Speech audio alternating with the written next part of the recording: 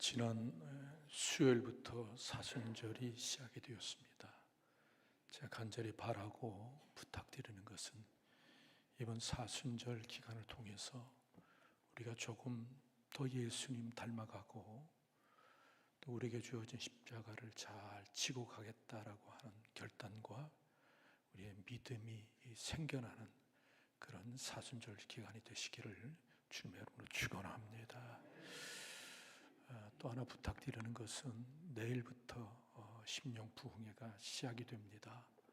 그동안에 이런저런 사정으로 몇 년 동안 부흥회를 하지 못하다가 이번에 진짜 몇 년 만에 우리가 부흥회를 갖게 되는데 시간은 5시간이에요. 저녁 3시간, 낮 시간은 없고 새벽 2시간. 그래서 제가 어떻게 여러분을 강제적으로 참석을 시킬 수 있겠습니까마는 참 좋은 강사님이 오시니까 그래서 여러분들이 좀 많이 바쁘고 피곤하다 할지라도 좀 시간을 쪼개어서 꼭 참석해서 우리가 100년을 향해서 달려가야 하는 가장 중요한 게 우리의 믿음이거든요. 우리의 믿음이 다시 한번 재무장되는 그런 기회가 될 수 있기를 꼭 부탁을 드립니다. 그래서 여러분 특별히 올해 임직식도 있는데 임직하실 분들은 신앙 훈련의 일환입니다. 모든 성도들이 참여해야 되겠지만 특별히 임직하실 분들은 결심하시고 5번이니까 새벽 시간까지 빠지지 않고 꼭 참석해서 임직자다운 그런 믿음의 수준의 성장의 길 꼭 부탁을 드립니다. 아멘. 자, 우리 옆 사람과 인사합시다. 반갑습니다.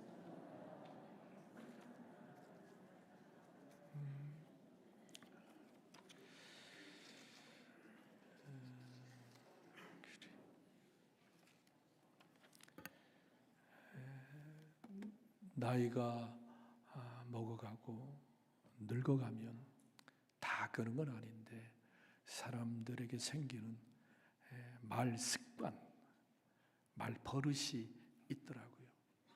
저희 아버지도 연세 드시니까 노인이 되니까 이 습관이 생기더라고요. 그게 뭘까요? 그게 한 얘기 또 하고 한 얘기 또 하고. 그래서 제가 그 아버지 그 얘기 들으면서 속으로 좀 짜증이 나더라고요. 한 번만 하시지 왜 자꾸만 하시나. 나는 늙으면 절대로 안 한다 그랬는데 제가 요즘 가만히 보니까 부목사님들한테 한 얘기 또 하고 한 얘기 또 하고 내가 이게 늙는구나. 왜 한 얘기 또 할까 생각해 보니까 이게 기억력이 자꾸만 약해지는 것 같아요. 기억력이 자꾸만 쇠퇴해서 한 얘기 또 하고 한 얘기 또 하고 하는 것 같아요. 근데 사도 바울도 오늘 본문에 보면 한 얘기 또 하고 한 얘기 또 하고 있어요. 근데 이 사도 바울은 늙어서 그런 게 아니라 한 얘기 또 하는 그 얘기가 참으로 중요해서 한 얘기 또 하고 한 얘기 또 하고 하는 것 같아요. 제가 지금 똑같은 내용을 몇 주째 계속해서 설교하는 이유는 사도 바울이 그만큼 중요하다고 생각해서 에베소 교회 말씀드렸기에 나도 그래야 되겠다. 그래서 우리 교회 성도들에게 지난주 했던 얘기, 그 전주 했던 얘기 계속해서 오늘도 말씀을 좀 드리려고 합니다. 사도 바울이 계속해서 한 얘기 또 하고 한 얘기 또 하는 그 얘기는 뭐예요? 우리가 예수님을 믿어서 하나님의 자녀가 되었으면 변해야 한다는 겁니다. 바뀌어야 한다는 겁니다. 예수를 믿어 하나님의 자녀가 되었음에도 불구하고 믿기 전하고 달라진 게 없다고 한다면 그 신앙은 문제가 있다는 거예요. 뭔가 달라진 게 있어야 한다는 거예요. 요즘 외국 사람들이 한국이 살기 좋다고 한국 국적을 취득하는 경우가 꽤 있다고 그래요.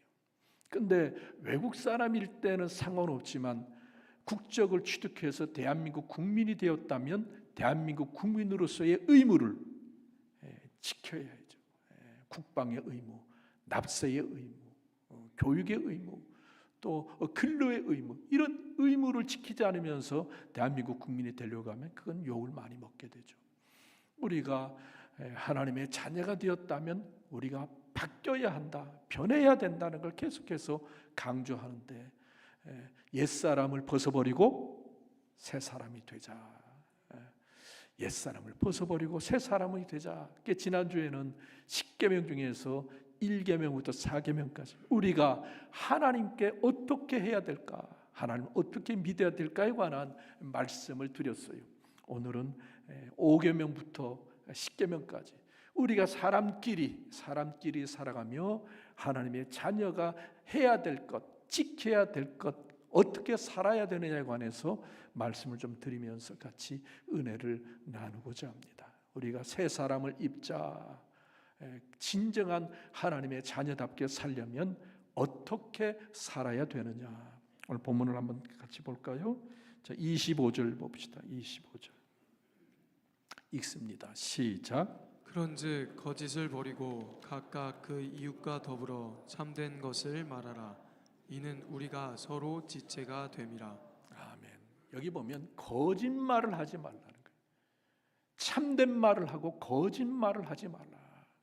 그러면 나는 괜찮아, 나는 별로 거짓말 안 하니까 이 말씀은 나랑 상관이 없네라고 생각할 수 있는데, 사도 바울이 거짓을 하지 말고 참된 말을 하라고 했을 때는 조금 더 내용이 깊습니다. 10계명의 이 말씀이 뭐냐면 제9계명이에요. 제9계명 봅니다. 시작.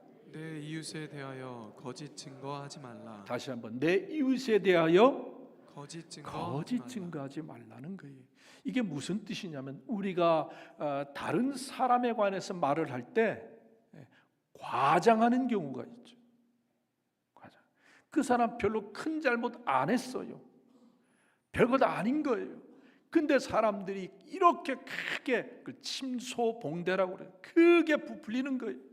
별것 아닌데 죽일 놈으로 만드는 경우가 가끔 있다는 거예요.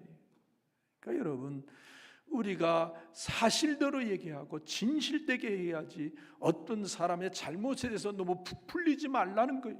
굉장히 부풀려서 어떤 사람을 죽일 놈으로, 나쁜 놈으로 만들어서는 안 된다. 그러니까 거짓말이라고 하는 게 100% 거짓말이 아니라 그 말을 살짝 비틀어서 엄청나게 부풀리는 일, 그것 또한 거짓말이고 그게 거짓 증거하는 것이라는 거예요. 보통 다른 사람의 잘못에 엄청 부풀리는데 또 부풀리는 게 하나 있어요. 또 뭘까요? 자기가 한 일, 자기가 한 일에 관해서 엄청나게 과대 포장해서 선전하고 자랑하는 경우가 있다는 거예요. 그런 일을 하지 말라. 또 다른 사람이 굉장히 잘했어요. 참 잘했어요. 그러면 우리가 어떻게 해야 돼? 칭찬하고 박수 쳐야 되는데, 그런데 그걸 못해. 셈이 나서 남이 엄청 잘한 것은 아주 심하게 깎아내린다. 험담해서 깎아내린다. 자기는 하지도 못하면서 다른 사람 한 일에 관해서 심하게 깎아내리는 경우, 이것 또한 거짓말을 하는 거라는 거예요. 그래서 100% 거짓말을 말하는 것이 아니라 그 말을 너무 부풀리거나 너무 깎아내리지 말라는 거예요. 그 거짓말, 그 거짓 증거를 이야기한다는. 왜 거짓말을 하지 말라? 특별히 성도들 간에 진실되고 사실적으로 얘기하지 또 부풀리지도 말고 또 깎지도 말라 그러냐면, 그렇게 교회 안에서 성도들 가운데 거짓말이 난무하면 100%는 아니지만 슬쩍슬쩍 거기다가 뭐 양념을 친다고 그러죠. 뭐 조미료를 친다고 그러죠. 조금 부풀려요. 조금 깎아내려. 이러다 보면 교회에서 성도 간에 신뢰가 무너지게 된다는 거예요. 제가 생각할 때 세상에서도 신뢰가 중요하지만 성도들 간에도 신뢰가 가장 중요하다고 생각해요. 여러분, 목사가 아무리 천사 같은 말을 한다 할지라도 콩으로 매주를 씁니다라고 말한다 할지라도 성도들이 목사에 대한 신뢰감이 없다면 그 설교는 은혜가 절대로 안 된다는 거죠. 그래서 여러분, 목사도 성도들에게 신뢰를 받기 위해서는 늘 진실만을, 사실만을 말해야 합니다. 장로님들도 마찬가지예요. 장로님뿐만 아니라 권사님, 안수집사님, 집사님, 구역장, 교사, 교회에서 모든 직분을 맡은 사람들은 내 말이 진실되고 사실적으로 해야 되지, 자꾸만 거기다 뭘 더 붙이고 어떨 때는 빼므로 인하여 교회에서 신뢰가 무너져서는 안 된다는 거예요. 많은 교회가 왜 무너지느냐, 많은 교회가 왜 불상사가 생기고 갈등과 분열이 생기느냐, 성도 간에 믿음이 사라져서 그래요. 믿음이 사라져서 그렇다. 그래서 사도 바울도 에베소 교인들에게 말씀하기를 절대로 거짓을 말하지 마라, 부풀리지 마라, 깎아내지 마라, 진실만을 말해라, 사실만을 말해라. 그럴 때 서로 믿어주게 되고, 그럴 때 그 교회는 은혜로운 교회가 된다는 거예요. 여러분, 가정도 마찬가지입니다. 가정도 신뢰가 무너지면 그 가정은 참 문제가 있어요. 가끔 우리 여자 집사님들이 하소연할 때가 있어요. 남편이 돈을 좀 쓰면 썼냐? 그렇게 해주면 좋은데 어디다 썼어? 영수증 갖고 와. 이렇게 웃는 사람들은 수상한 거예요. 그 못 믿는다는 거죠. 못 믿는다는 거. 오줌 다 여자가 쓸 때는 가정을 위해서 썼을 거 아니에요. 자기 배에 들어가는 음식 사느라고 샀을 거예요. 서로 믿어줘야지. 어디가 썼어? 어디 썼어? 서로 의심하고 서로 따지고, 가정의 신뢰가 무너지는 그 순간에 그 가정의 행복은 사라질 수도 있다. 그래서 여러분, 우리가 교회 안에서도 그렇고 가정에서도 그렇고 서로가 믿어줄 수 있도록 진실만을, 사실만을 말하되 거짓 증거, 다른 사람 가슴에 피멍들게 하는 거짓 증거하지 않는 우리 성도들 되시기를 주님의 이름으로 축원합니다. 두 번째, 26절 봅시다. 26절 읽습니다. 시작. 분을 내어도 죄를 짓지 말며 해가 지도록 분을 품지 말고. 27절도 해야지. 27절. 마귀에게 틈을 주지 마. 다시 한번, 마귀에게 틈을 주지 말라.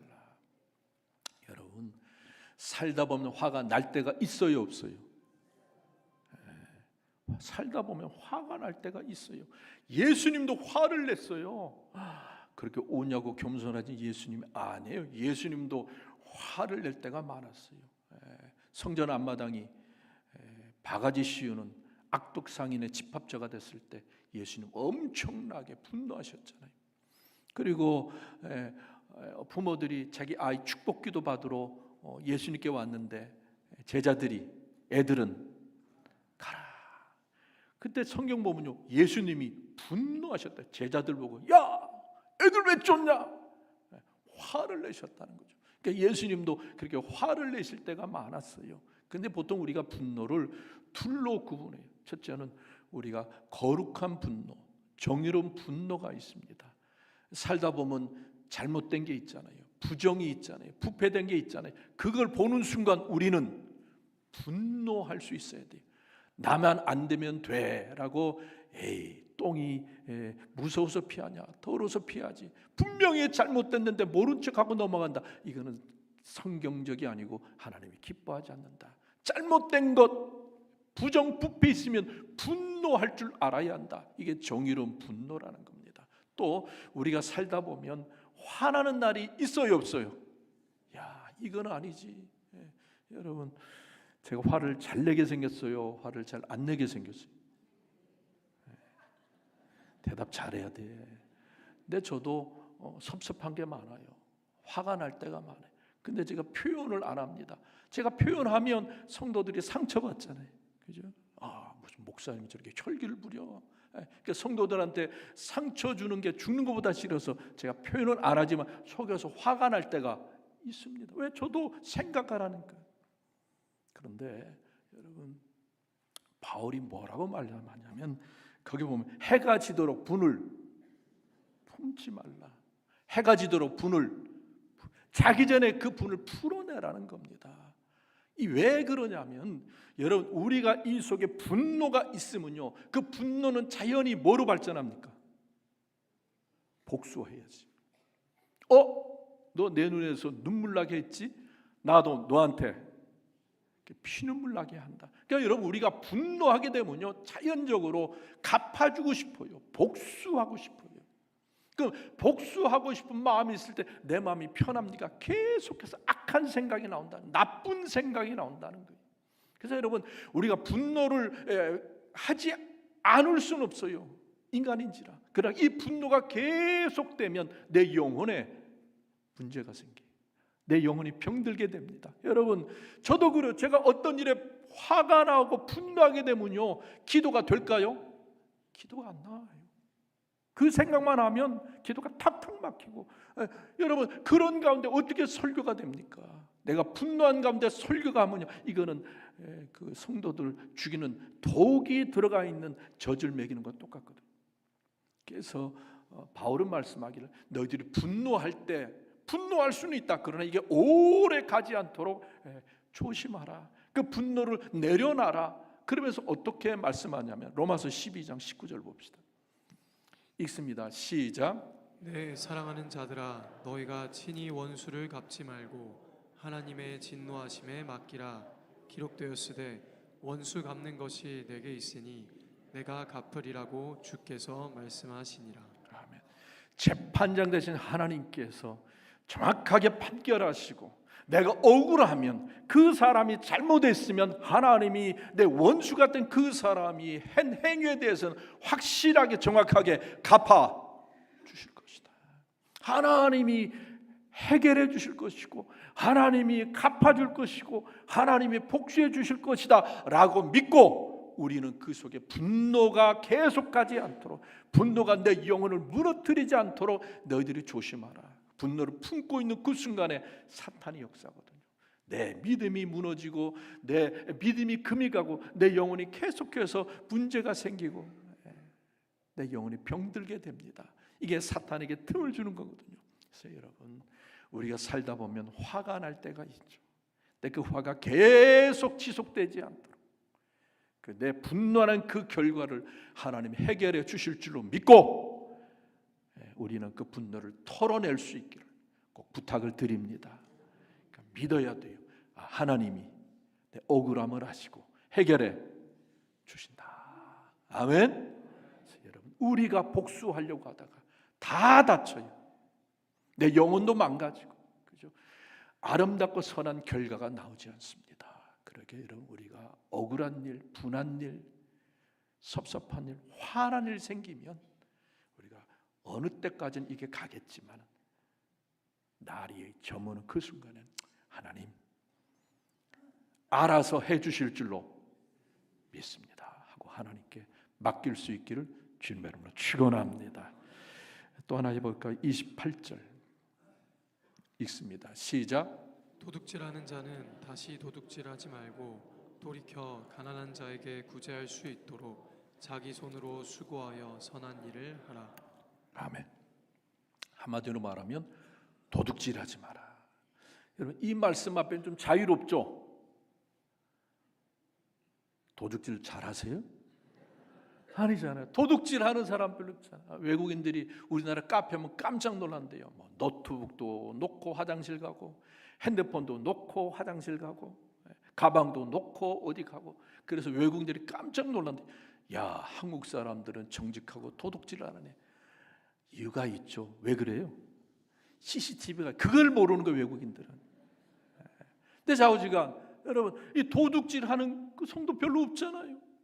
그러니까 이 부분은 자유롭다라고 생각할 수 있어요. 그런데 이 도둑질하지 말라는 말씀에 대한 정확한 말씀은 십계명에 나와요. 십계명 10번째 봅시다. 시작. 다시 한번, 내 이웃의 적은 집은 집만이 아니라 그 사람의 모든 것, 눈에 보이는 것과 보이지 않는 모든 것에 대해서 탐내지 마라. 다시 말하면 탐심을 갖지 말라는 겁니다. 여러분, 자꾸만 욕심을 가지고 탐내다 보면 잘못된 생각을 할 수도 있다. 근데 저는 이렇게 설명하고 싶어요. 다른 것에 대해서 욕심을 가지지 마라, 탐내는 마음을 가지지 말라. 전 이렇게 좀 설명을 하고 싶어요. 이거는 제가 평생에 이렇게 살려고 애를 쓰는 건데요. 디모데에게 했던 말씀이에요. 디모데 6장 봅시다. 시작. 그러나 자족하는 마음이 있으면 경건은 큰 이익이 되느니라.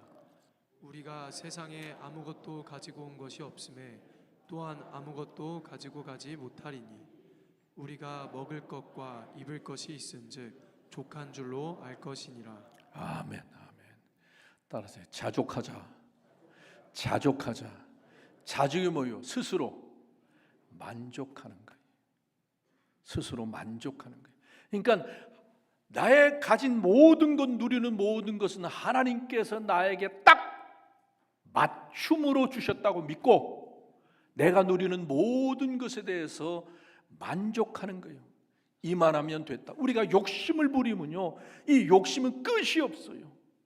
욕심을 부리면 끝이 없다는 거예요. 그래서 우리가 누리는 것 하나님이 주셨다고 믿고 이만하면 됐다, 이 정도면 됐지라고 스스로 만족할 줄 아는 그런 마음가짐이 필요하다. 이게 이제 사도 바울이 디모데에게 권면한 거예요. 네가 목회할 때 자족해야 돼. 욕심을 부리면 끝이 없다. 탐심을 부리면 끝이 없다. 그러니 이 정도면 하나님이 나에게 안성맞춤으로 주셨어 라고 그렇게 생각하고 주어진 삶에 만족할 때 감사가 있다. 그래서 여러분, 제가 자주 말씀드리는데요, 사탄이 우리의 믿음과 우리의 삶을 흔들어 놓는 가장 즐겨 쓰는 방법이 뭐냐? 나를 다른 사람과 비교하는 거예요. 비교하는 거예요. 여러분, 비교하다 보면 자꾸만 뭐가 생겨요? 불평이 생기죠. 비교하다 보면 섭섭해져요. 제가 설교 때 여러 번 말씀드렸는데 다시 한번 말씀드리고 싶어요. 우리 아이가 초등학교 다닐 때요, 4학년인가 5학년 때. 근데 하루는 얘가 정리를 잘 안 해. 그래서 제가 이것도 그렇고 저것도 마음에 안 들어서 목사님 친구 아들은 이것도 잘하고 저것도 잘하고 공부도 잘하고 말도 잘 듣고 청소도 잘하더라. 근데 너 왜 그러냐? 그랬더니 우리 아들이 말을 잘해요. 얘기 듣더니 아빠, 다른 사람하고 비교하지 마요. 내가 아빠를 다른 아빠랑 비교하면 좋겠냐고요. 그 얘기 듣는 순간에 제가 이거는 이 아이의 얘기가 아니라 성령께서 저에게 주신 말씀이구나. 성령께서 주신 말씀. 여러분, 우리가 비교하면요 섭섭해져. 여러분, 다른 남편과 비교하면 섭섭해지잖아요. 그죠? 여러분의 아내 다른 아내랑 비교하면 섭섭해져요. 여러분의 자녀 다른 자녀랑 비교하면 섭섭해지죠.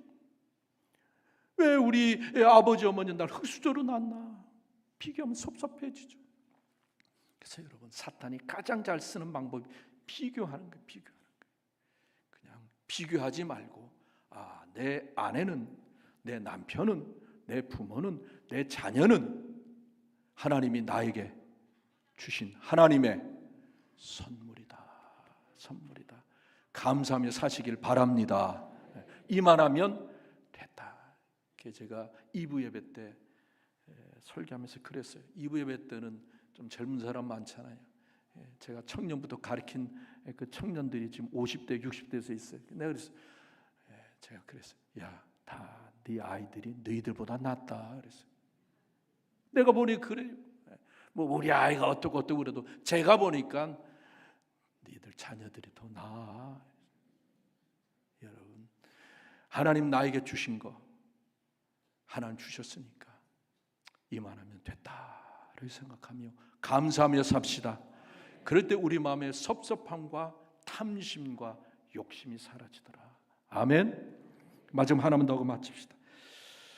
거기 29절 봅시다. 29절 읽습니다. 시작. 무릇 더러운 말은 너희 입 밖에도 내지 말고 오직 덕을 세우는데 소용되는 대로 선한 말을 하여 듣는 자들에게 은혜를 끼치게 하라. 아멘. 덕을 세우는 선한 말을 해라. 덕을 세우는 선한 말을 해라. 저는 말을 굉장히 중요하게 생각합니다. 그 말하는 걸 들어보면 그 사람의 마음의 상태와 영혼의 상태를 알 수 있습니다. 불량배들은 말하는 게 다 욕이 있잖아요. 왜 그래? 그들의 삶이 그래서 그래요. 그래서 여러분, 우리가 덕을 세우는 선한 말을 했으면 좋겠다는 거예요. 한 번은 제 친구 얘기를 들어보니까 자기는 설교 하기 전에 인사를 시키는데 천국 방언을 한대요.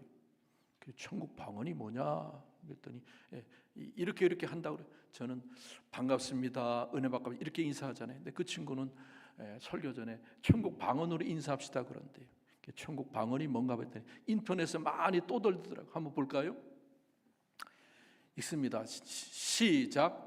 고맙습니다. 미안합니다. 반갑습니다. 사랑합니다. 잘했습니다. 믿겠습니다. 괜찮습니다. 이거를 많이 하라는 거예요. 천국 가서 남을 욕할 겁니까? 비판할 겁니까? 아니잖아요. 그러니까 여러분, 천국에 가서 이런 말만 하니까 우리가 이 세상에 살면서 우리 교회에서 가정에서 이런 말을 많이 하자는 거예요. 고맙습니다. 미안합니다. 반갑습니다. 사랑합니다. 그다음 뭐예요? 왜 자꾸 깎아내려요? 자, 너무 잘했다고. 잘했습니다. 다음에 뭐예요? 여러분, 이 아내들이요, 남편이 제일 듣고 싶은 말이 뭐가 같아요? 사랑합니다. 아니에요. 난 당신을 믿어요. 그래. 난 당신을 믿어요. 이걸 제일 남편들이 듣고 싶다는 게, 난 당신을 믿겠습니다. 잘할 줄로 믿습니다. 그다음 뭐예요? 여러분, 실수하면 미안하잖아요. 미안해서 어쩔 줄 몰라. 괜찮아요. 괜찮습니다. 여러분, 가정에서 고맙습니다, 미안합니다, 반갑습니다, 사랑합니다, 잘했습니다, 믿겠습니다, 괜찮습니다 말이 나오면 그 가정이 천국이 되지 않겠어요? 우리 교회가 천국이 되지 않겠어요? 그래서 여러분, 바울은 덕을 세우는 선한 말을 하라고 그러는데 뭐 복잡하고 어렵지 않습니다. 고맙습니다, 미안합니다, 반갑습니다, 사랑합니다, 잘했습니다, 믿겠습니다, 괜찮습니다. 이런 말이 자주 흘러나오는 우리 교회 그리고 성도님들 가정 되기를 축복합니다. 기도합시다. 하나님, 옛사람을 벗어버리고 새 사람 입을 수 있는 도원의 성도들 되게 하여 주옵소서. 예수님의 이름으로 기도합니다.